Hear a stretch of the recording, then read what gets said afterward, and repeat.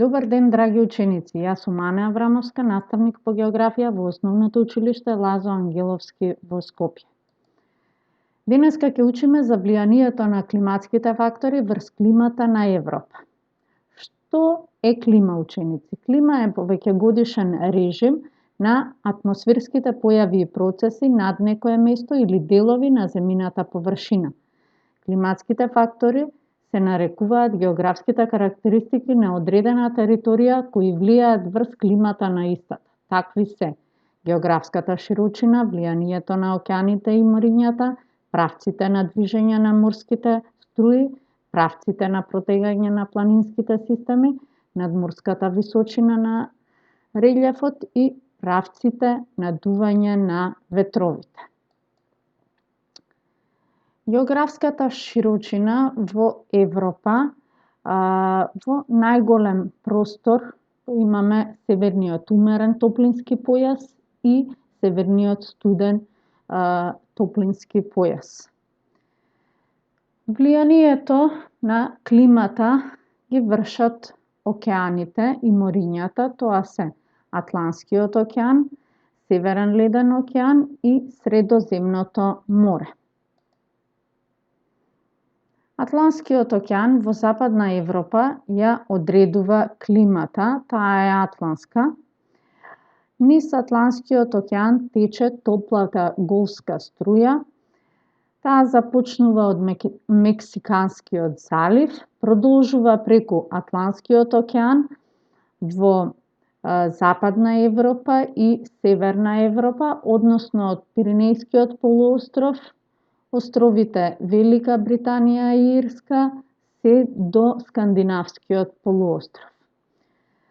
Последица од оваа топла морска струја е тоа што крајбрежјето на Западна и Северна Европа никогаш не замрзнува. Влијанието на атлантската клима се продлабочува подлабоко во копното на Европа, преку ниското земјиште, низините, речните долини и котлините. Врз климата на Западна Европа најчесто влијание имаат и западните ветрови, кои дуваат од централните и источните делови на Европа. Средоземното море врши влијание врз климата на Јужна Европа. Според средоземноморското влијание навлегува подлабоко на копното, на континентот, преку ниското земјиште, како и по речните долини. Меѓутоа, влијанието на Средоземното море е ограничено поради високите планини во крајбрежниот простор и со својата висина не можат да продрат поради во внатрешноста. Големо значење за климата имаат и ветровите, така например западните и јужните ветрови кои носат топлина и влага, а од север, рековме, ветровите ја снижуваат температурата, носат помали количества на влага. Релјефот исто така има значително влијание врз климата на Европа. Низините, котлините не представуваат пречка за продирање на западните ветрови кон исток, меѓутоа високите верижни планини ги запираат влажните воздушни маси и влијаат врз режимот на врнежите. На високите планини најчесто доаѓа до кондензирање на водената пара и затоа тука врнежите највеќе ги има. Како последица на влијанието на разновидните климатски фактори во Европа се среќаваат два топлински појаси и тоа рековме северен умерен топлински појас и северен студен топлински појас. А исто така имаме и климатски типови.